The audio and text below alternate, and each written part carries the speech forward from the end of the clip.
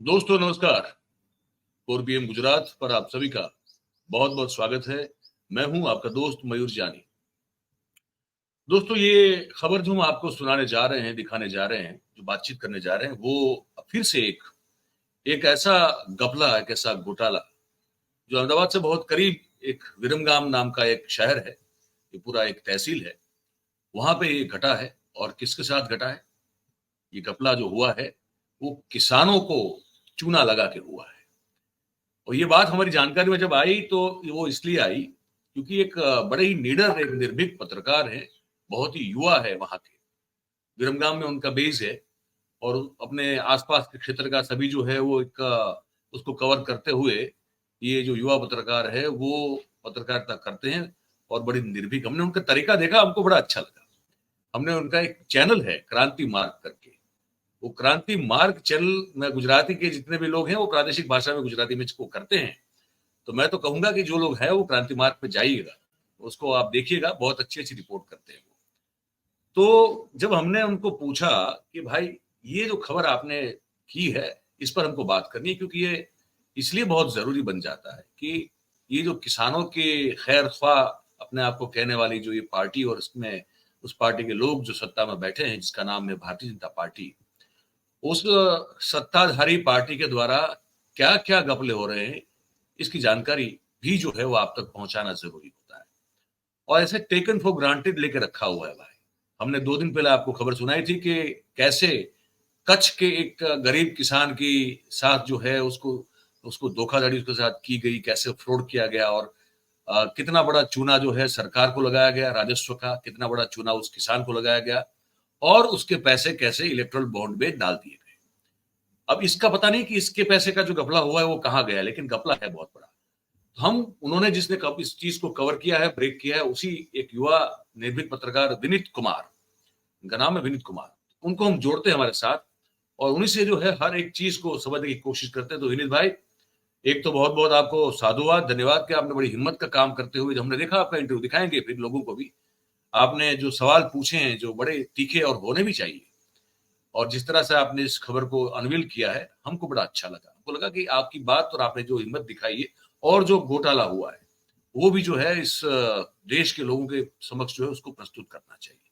तो 4 PM गुजरात पर आपका बहुत बहुत स्वागत है भाई। हाँ, जी। मगर भाई सरकार कहती है हम किसानों की आय दुगनी करेंगे। दुगनी चौगुनी तो छोड़ो, किसान जो अपनी मेहनत खून पसीने से जो रात दिन वो खेतों में जाता है, वो मजदूरी करता है, वो जो धान पैदा करता है, वो धान एमएसपी गोडाउन में जमा करवाता है। मिनिमम सपोर्टिंग प्राइस जो सरकार तय करती है उस गोडाउन में वो जमा करवाता है। और गोडाउन में क्या दिक्कत आती है कि एक महीने में पेमेंट आ जाता है किसानों को। इस बार 3-3 महीने लगे विरमगाम तहसील में। तो किसान अधिकारियों के पास जाता है और धक्के खाता है, अपना खुद का खर्चा करता है, जो भाड़ा भत्ता वहां लगता है वो खुद किसान पे करता है, और उनको सही से जवाब नहीं मिल पाता। तो हमने वहां पे अधिकारियों को पूछा कि भाई ऐसा क्यों हुआ। तो पहले तो हमने ऑफ कैमरा पूछा, तो अधिकारियों ने कोई जवाब नहीं दिया। फिर हमने ऑन कैमरा पूछा कि ये क्यों हुआ। तब जाकर के मामलतदार ने यह कहा कि जितना जो अनाज जो किसानों ने जमा करवाया है गोडाउन में, जो गोडाउन में अनाज जमा करवाया है वो अनाज है ही नहीं, वो अन्न है ही नहीं, वो धान है ही नहीं। तो कहां गया वो? धरती निकल गई है, आसमान खा गया। ये कौभांड है। मैं चाहता हूं कि इसको थोड़ा पहले से मतलब दर्शकों को बता दिया जाए। मैं और आप तो जानते हैं, लेकिन दर्शकों को मैं बताना चाहता हूं कि विमित भाई जो बात कर रहे हैं, ऐसा है कि विरमगाम के कुछ 1100 के आसपास के किसानों ने चावल, जिसको हमारे यहाँ डांगर कहते हैं पर वैसे चावल की जो फसल होती है, धान की फसल होती है, वो फसल जो है एमएसपी पे वहां मंडी में बेचती। मंडी के पास होता है कॉन्ट्रैक्टर, ठीक है। एग्जैक्टली। वो जो है, अगर मैं कहीं गलत हूं तो मुझे टोकिएगा, तो उस कॉन्ट्रैक्टर के जरिए आप अपना जो है वो धान बेचते हैं, आपको एमएसपी पर वो धान खरीदा जाता है और आपको उसका बिल मिलता है, बिल उसका रिसिप्ट मिलता है। हाँ, आपने इतना इतना मन या इतना टन जो है आपने धान जमा करवा दिया यहाँ पे, अब आपको उसके पैसे मिल जाएंगे, ये इसकी रसीद है, रिसिप्ट है, ठीक है। तो 550 के आसपास के किसानों को ये मिला रसीद, लेकिन फिर वो पैसा नहीं मिला। धान जो जमा करवाया था उसका पैसा नहीं मिला एमएसपी का। तो 550 के आसपास उनकी तादाद होती है, अगर मैं ठीक कह रहा हूं तो। और वो पैसा जब नहीं मिला, हाँ क्या कह रहे हैं? 750 750, हाँ 750 750 किसानों को धान तो ले लिया, वो कॉन्ट्रैक्टर ने धान ले लिया सरकार के बिहाफ पे, वो पर उनके रिसीव भी दी, लेकिन फिर उनको उस धान का पैसा नहीं मिला। तो किसान तो क्या करते बेचारे, राह देखते हैं, तो राह देखते रहे। फिर जब अकाउंट में पैसा जमा नहीं हुआ, कुछ लोगों के हो गया, जैसे 1100 में से 400 लोगों के साथ आसपास के किसान का पैसा जमा हो गया, पर बाकी 750 का पैसा जमा नहीं हुआ। जब जमा नहीं हुआ तो वो किसान गए, अब जाएंगे वो तो पूछेंगे, उस कॉन्ट्रैक्टर से भी पूछेंगे जिसने ये काम लिया हुआ था, वो अफसर से भी पूछेंगे, तहसीलदार से पूछेंगे, सबसे पूछेंगे कि भाई पैसा हमारा कब आएगा, क्यों नहीं आ रहा अब तक। तो उस बात को विमित भाई ये कह रहे हैं कि 3 महीने के ऊपर थोड़ा समय हो चुका है, पैसा 750 किसानों का अब तक जो है वो नहीं आया है। और क्या मैं गलत हूं अगर मैं ये कहूं विमित भाई कि वो रकम 11 करोड़ की होती है जिसका गबन हो चुका है?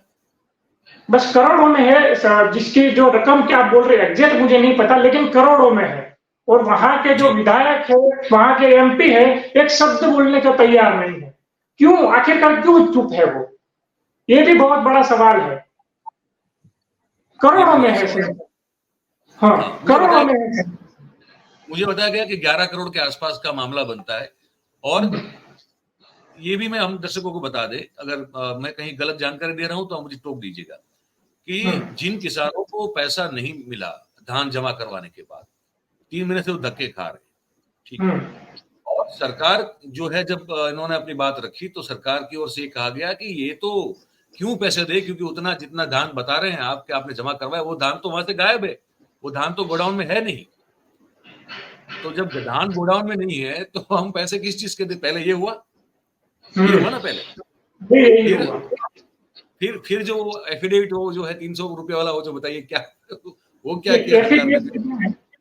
देखो एफिडेविट में ये है कि किसानों को कहा गया एक काम करो, आपने यदि धान जमा करवाया है तो आप एफिडेविट करवाओ, 300 रुपए का स्टैंप लो अपने खुद के पैसों से। हमने आपको तो पेमेंट दिया नहीं है, लेकिन आप अपने पैसे दो और एफिडेविट करवाओ, 300 रुपए दो।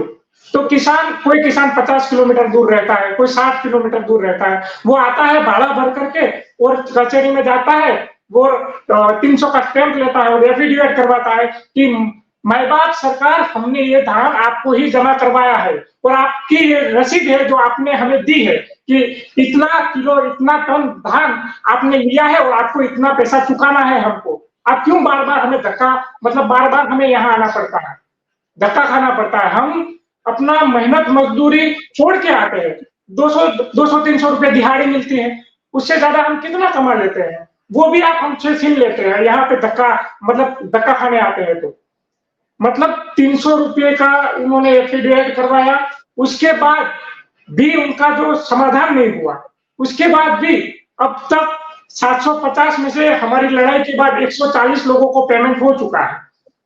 अभी 650 किसान अभी भी धक्के खा रहे हैं, अभी भी हमको फोन कर रहे हैं। अभी क्या हुआ सर कि आचार संहिता है, इसलिए हम काम नहीं कर सकते। मानो ऐसी कैसी आचार संहिता, क्या जो किसान है उनको पैसे नहीं दे सकते?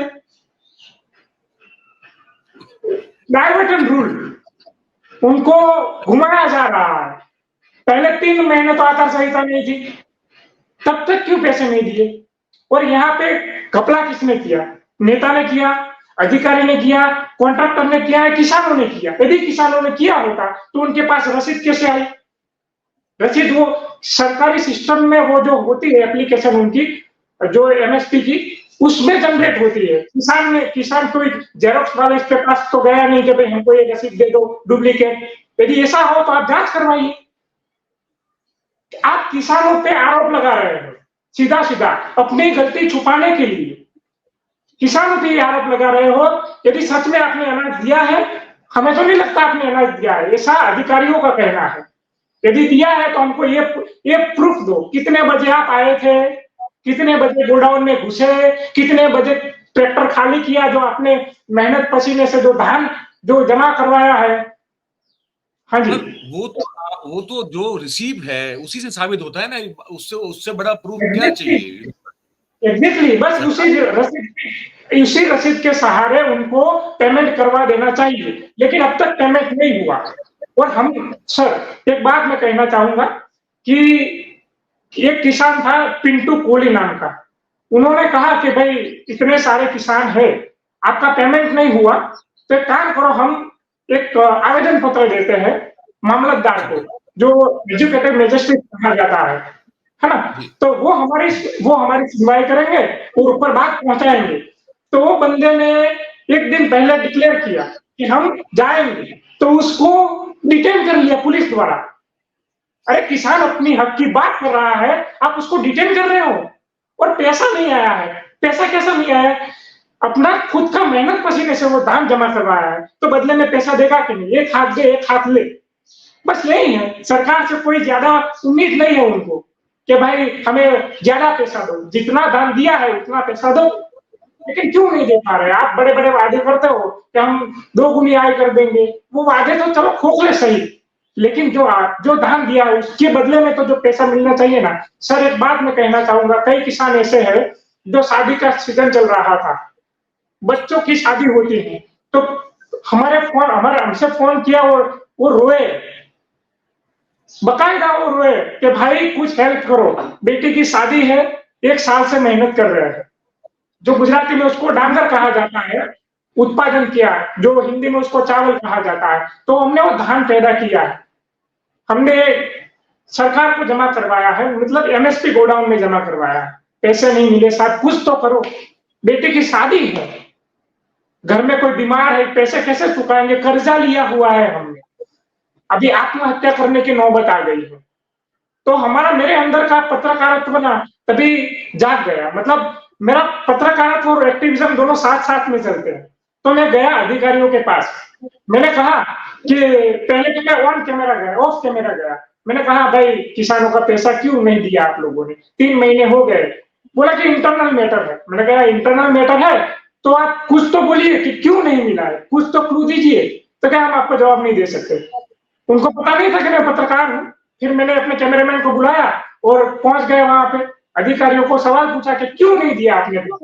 अधिकारियों बोलने एक शब्द बोलने को तैयार नहीं थे। जो बड़े अधिकारी थे, जो कुर्सी पे बैठे थे, उनको जवाब देना चाहिए कि उनको पैसा क्यों नहीं मिला। उन्होंने बातों को गोल गोल घुमाया, आप कैमरा बंद कर दीजिए, आप ये कर दीजिए, आप परमिशन लेकर के आए, बॉम्बे हाईकोर्ट का स्टेटमेंट है, आप किसी भी सरकारी कचहरी में जाकर के सवाल कर सकते हैं, वीडियो रिकॉर्ड कर सकते हैं। बिल्कुल। और हमारा संविधान हमें आर्टिकल 19 में हमें फ्रीडम ऑफ स्पीच देता है। बिल्कुल। ये पत्रकारों के लिए सिर्फ नहीं है, किसान भी बोल सकता है, ये आम किसान भी। हाँ, तो उस हिसाब से मैंने सवाल किया, तो आपको ताज्जुब होगा कि उस अधिकारी ने क्या किया होगा। उस अधिकारी ने पुलिस बुलाई कि हमको हरास कर रहा है, पुलिस बुलाई कि हमको हरास कर रहा है, पत्रकार हमको हरास कर रहा है, हमको सवाल कर रहा है।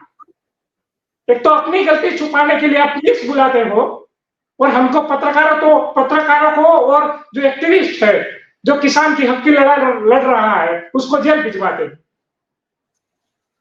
और हम बात कर रहे हैं फ्रीडम की। सर क्या फ्रीडम है ये तो बहुत बड़ा सवाल है आज की तारीख में कि कौन सी फ्रीडम है, कौन सी डेमोक्रेसी की बात हम करते हैं, और जिसका हम लोग जो हमारे प्रधानमंत्री जो है वो बड़ा गौरव भी लेते हैं दुनिया के मंच पर जब जाते हैं तब। तो सवाल तो ये खड़ा होता है।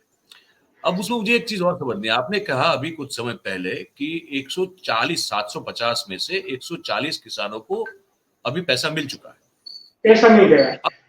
मुझे ये समझना है आपसे विमित भाई कि जब सरकार ये कह रही है कि इन लोगों ने धान जमा ही नहीं किया, तो फिर पैसे किस चीज के दे रही है? ये भी बड़ा सवाल है, ये भी बड़ा सवाल है कि धान जमा ही नहीं किया तो पैसे क्यों दिए। तो चलो उनको 140 को दिए, तो बाकी के 650 या 600 खेडूतों को क्यों नहीं दिए, किसानों को क्यों नहीं दिए?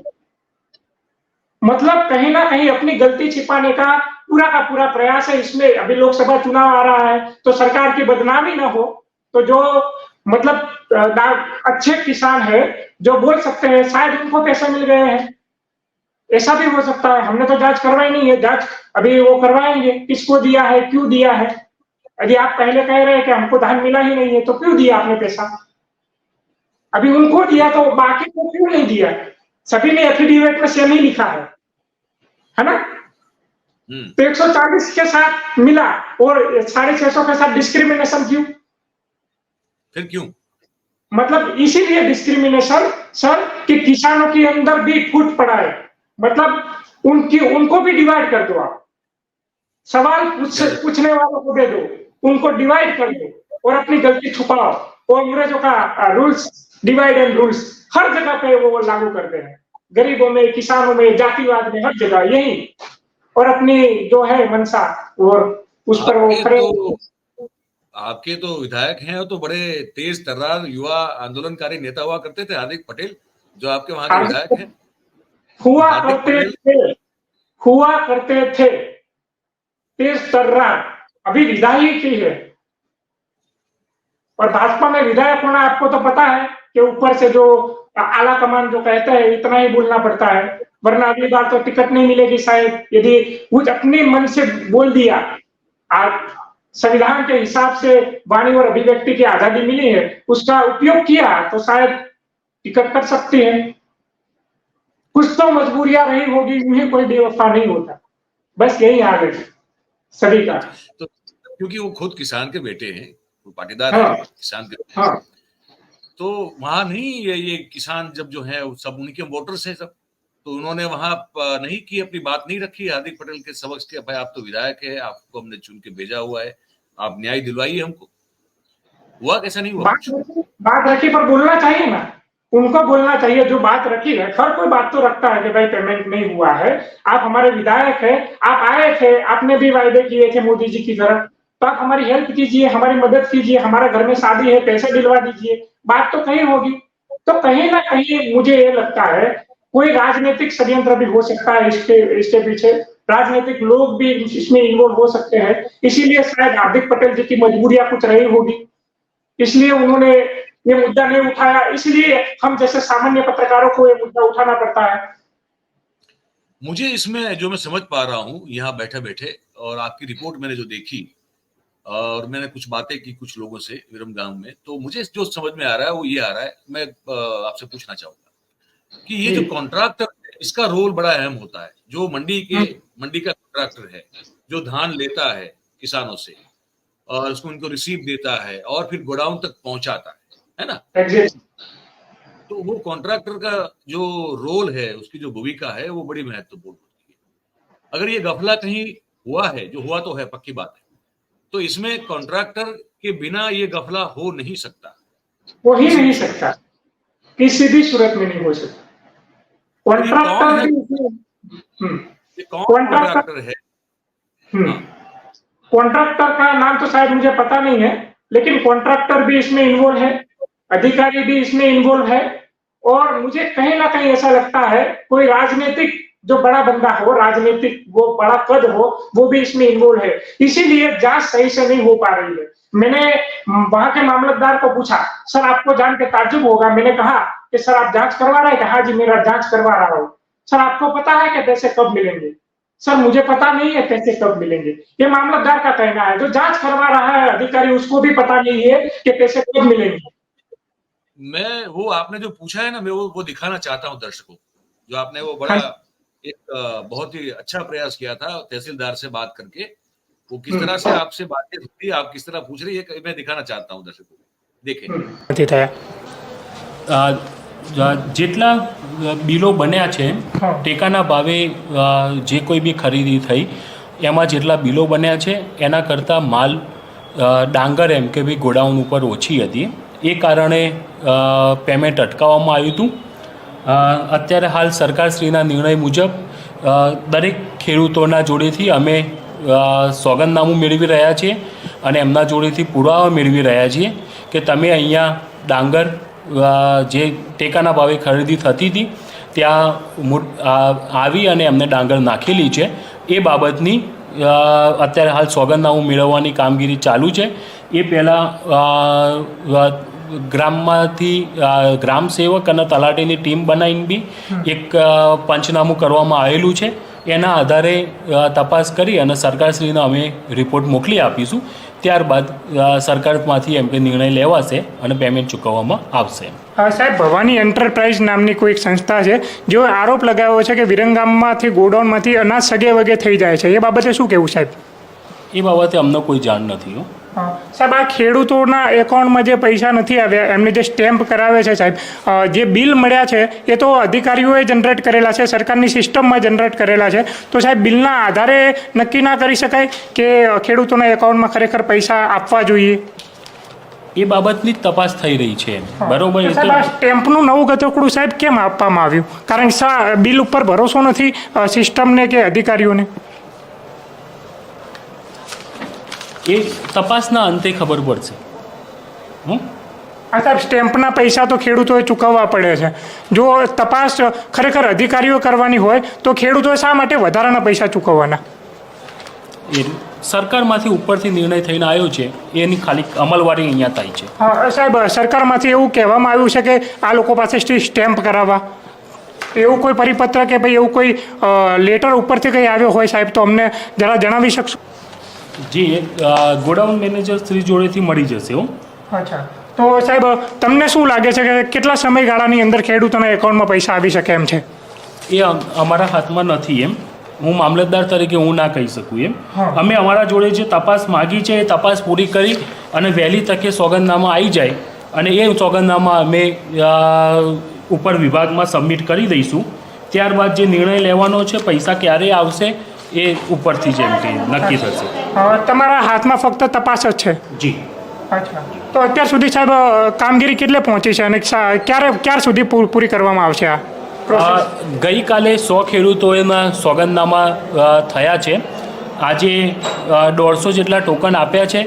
એટલે 2 દિવસમાં અહીંયાથી તમામ 550 ખેડૂતોના જે સોગંદનામા લેવાના છે એ કાર્યવાહી પૂરી કરી અને શનિવાર સુધીમાં અહીંયાથી રિપોર્ટ અમે મોકલી આપીશું વડી કચેરી. ये मैं चाहूंगा कि आप ही जो है गुजराती में जो सवाल जवाब हुए हैं तो दर्शकों को थोड़ा इसका हिंदी में सार बता दें संक्षिप्त में कि आपने क्या पूछा और तहसीलदार ने क्या बताया. अच्छा, मैं जो मामलतदार श्री है, जो वहाँ के एजुकेटिव मजिस्ट्रेट कहा जाता है उनको, जो न्यायिक प्रक्रिया भी उनको वो संभालते हैं और कारोबारी भी वो संभालते हैं.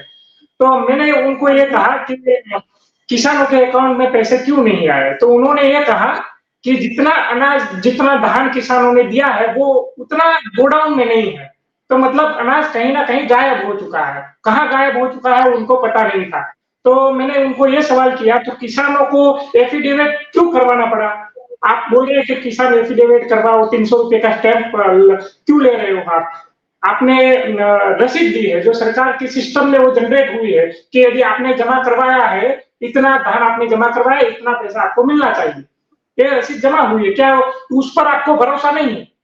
तो वो बोल रहे हैं कि जांच हो रही है. जवाब सही से नहीं दे पा रहे हैं. आप जरा देखिए, वो मामलतदार लेवल के क्लास 2 ऑफिसर है, वो ठीक से जवाब नहीं दे पा रहे हैं. क्यों? जांच उसके हाथ में है, उनके हाथ में है, तो उनको फटफट जवाब देना पड़ेगा. भाई, आप अधिकारी है तो अधिकारियों का अधिकार है जवाब देना. तो आप कहीं ना कहीं जवाब देने से भागते हो और लड़खड़ाते हुए आपको नजर आएगी. जरा देखिए वो. तो हमने यही सवाल पूछा, उनके पास सही से जवाब नहीं था और हम उनसे उम्मीद रखेंगे कि वो न्यायिक प्रक्रिया सही से करेंगे.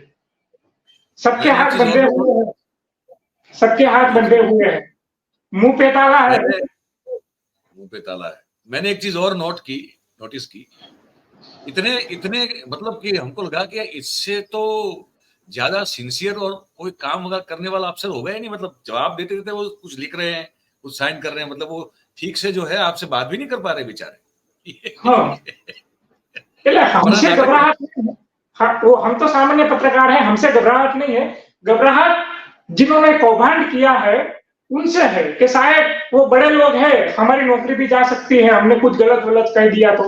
शायद मुझे ऐसा लगता है, श्योर नहीं हूं लेकिन मुझे ऐसा लग रहा है. मैं वो भी दिखाना चाहता हूँ दर्शकों को, जो आपने किसानों से जो बातचीत की वो भी गुजराती में है. सुन लीजिए, मैं दर्शकों से रिक्वेस्ट करूंगा गुजराती में बातचीत सुन लीजिए जो विमित भाई ने की है, और उसके बाद फिर उसका भी सार जो है विमित भाई बताएंगे कि क्या कहा था किसान। શું નામ તમારું? કલાભાઈ નાનજીભાઈ. તમારા એકાઉન્ટમાં ક્યારથી પૈસા નથી આવ્યા? આ તમે અનાજ જમા કરાવ્યું છે ને? હા. તો અધિકારીઓ તો તમારી પર શંકા કરે છે, ખેડૂતો ક્યાં અનાજ જમા કરાવ્યું છે? ના કરાવ્યું, જો કરાવ્યું હોય તો 300 નો સ્ટેમ્પ આપો, એવું કહે છે અધિકારીઓ. હા એવું કહે છે. તો તમારી પર તો શંકાની નજરથી જોવામાં આવે છે, જાણે ખેડૂત ચોર હોય. હા એવું જ કહે છે. તો તમે આમાં અનાજ ખરેખર જમા કરાવ્યું છે કે અધિકારીઓ કે એમ છે? એ અધિકારીઓ સાથે છે. અધિકારીઓ ખોટા છે. અમે તો ડાંગર નાખી જ છે.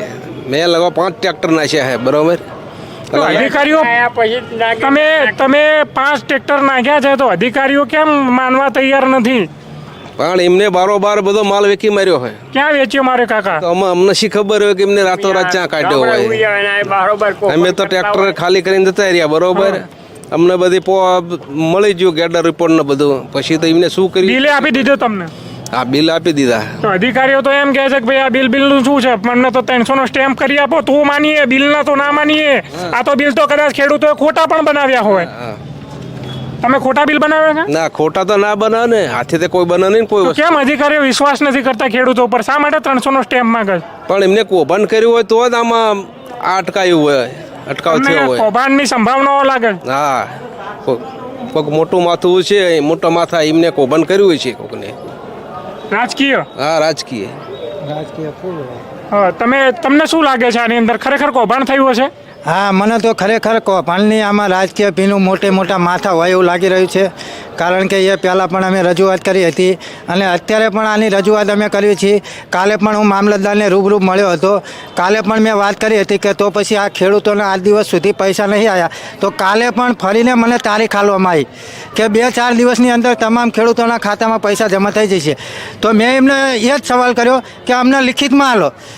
જે તમે કહેતા હોય સરકારી અધિકારી, તમને તો વિશ્વાસ હોવો જોઈએ ને કે 2-3 દિવસમાં તમે કયો એ પ્રમાણે ખાતામાં પૈસા જમા થઈ જાય, તો તમને જ વિશ્વાસ હોવો જોઈએ ને. એ રીતે અમને લિખિતમાં આલો. તો મામલતદાર સાહેબ પણ લિખિતમાં આલવા તૈયાર નથી. ये क्या बातचीत हुई, हमारे दर्शकों को जरा हिंदी में उसका सार समझाते हैं। आपने किसानों से बात की? हाँ, मैंने किसानों से बात की, तो मैंने किसानों को पूछा कि क्या आपने सही में आपका धान है वो एमएसपी गोडाउन में जमा करवाया है? तो बोला हाँ जी हमने तो ये जमा करवाया है, ये देखो रसीद हम साथ में लेकर के आए हैं, इतना पैसा हमको देना है सरकार को, सरकार को हमें पैसा देना है, लेकिन सरकार ने नहीं दिया। मैंने कहा आपने जमा करवाया है, लेकिन अधिकारी तो ऐसा बोल रहा है कि आपके डाउट कर रहा है अधिकारी कि आपने जमा नहीं करवाया है, यदि जमा करवाया है तो 300 के स्टैंप पे लिख के दो, ऐसा डाउट है कि आप चोर हैं। किसान को मैंने बोला, तो बोला जी हम कैसे चोर हो सकते हैं, हमने तो 5 ट्रैक्टर जमा करवाया है, अधिकारियों को पूछ लो, ये रही रसीद। तो मैंने कहा अधिकारी मानने को क्यों तैयार नहीं है?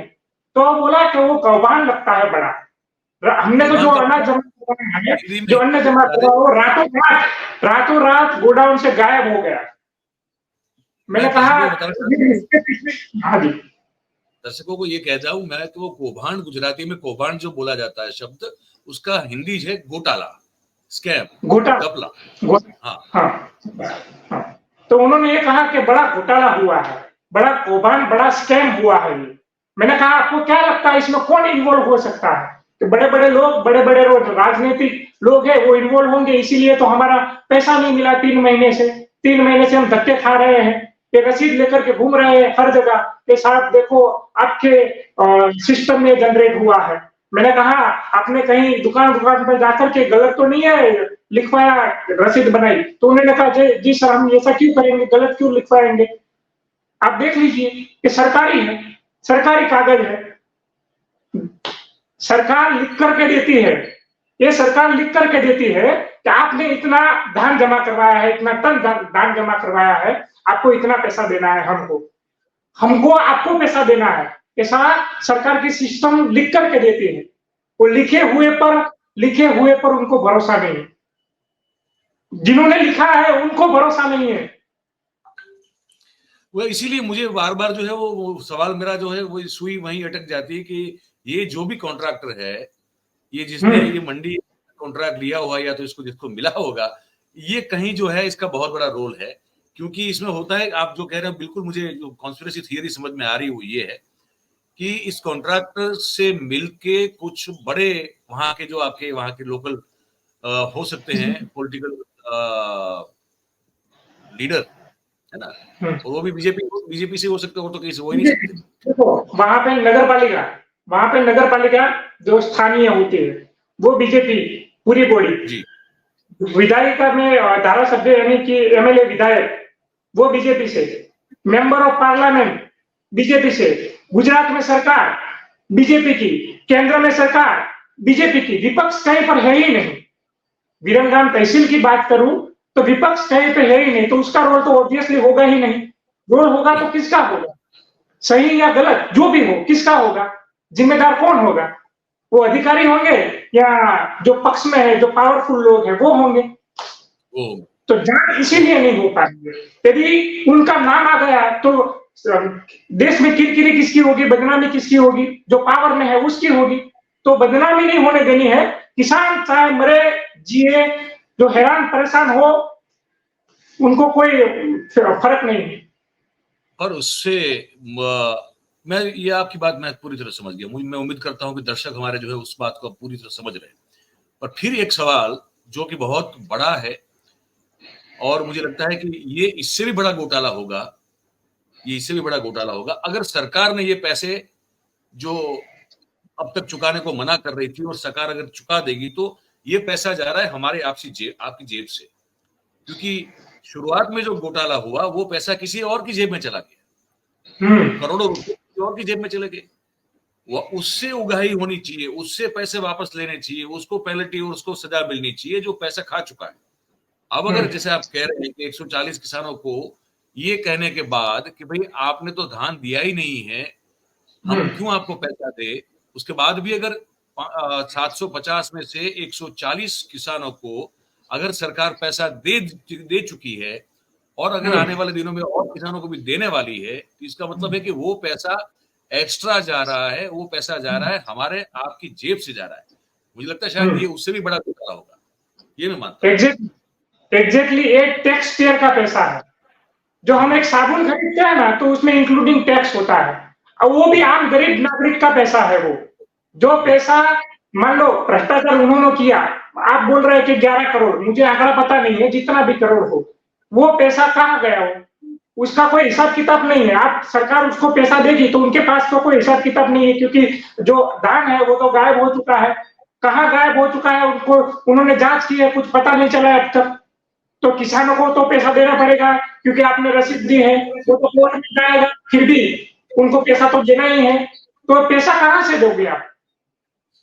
सरकारी तिजोरी में से ही दोगे? सरकारी तिजोरी में किसका पैसा है? हमारा और आपका पैसा है, हमारा टैक्स का पैसा है। न सिर्फ हमारा, जो किसान होते हैं वो भी टैक्स भरते हैं। बोलते हैं कि किसान टैक्स नहीं भरते। किसान साबुन खरीदने जाते हैं तो टैक्स नहीं लगता। किसान पानी की बोतल खरीदता है कहीं पर भी तो टैक्स नहीं लगता। हर जगह टैक्स भरता है, डायरेक्ट इनडायरेक्ट हर जगह टैक्स भरा जाता है। तो हमारे और आपके टैक्स का पैसा वो कौभांडियों ने जो कौभांड किया उसके बदले किसानों को चुकाया जाएगा। ये सबसे बड़ा कौभांड है। कौभांड को छिपाने के लिए ये कौभांड, घोटाले को छिपाने के लिए बड़ा बड़ी आपने बहुत सही और बड़ी सटीक जानकारी दी विमित भाई, और हम तो उम्मीद करेंगे और ये आशा भी करेंगे कि आप ऐसे ही जो है चमकती पत्रकारिता जो है वो करते रहिए। आप अपने क्षेत्र में, आपसे बात करके मुझे समझ में आ भी रहा है कि आप सिर्फ पत्रकार नहीं, आप एक्टिविस्ट भी लगते हैं मुझे।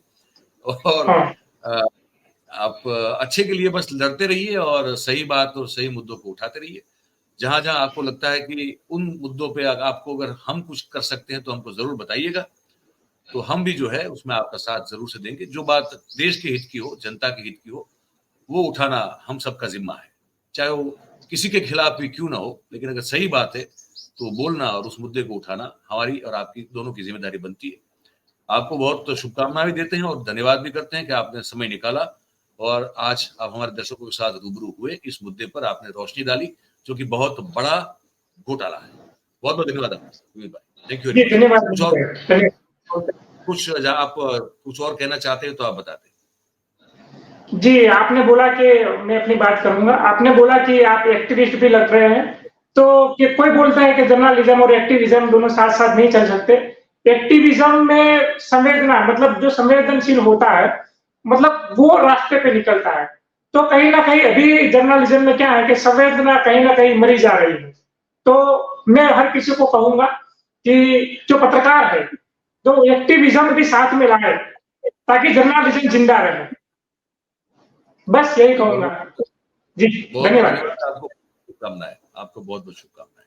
Thank you. तो दोस्तों, ये हमारे युवा पत्रकार विमित कुमार विरमगाम जैसे एक कस्बे से, एक तहसील से।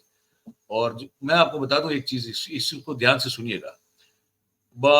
जो रूरल इलाके होते हैं, जो अर्बन होते हैं, पूरे तरह से शहरी भी नहीं, पूरी तरह से ग्रामीण भी नहीं, ऐसे इलाकों में पत्रकारिता करना, निर्भीक पत्रकारिता करना बड़ा मुश्किल काम।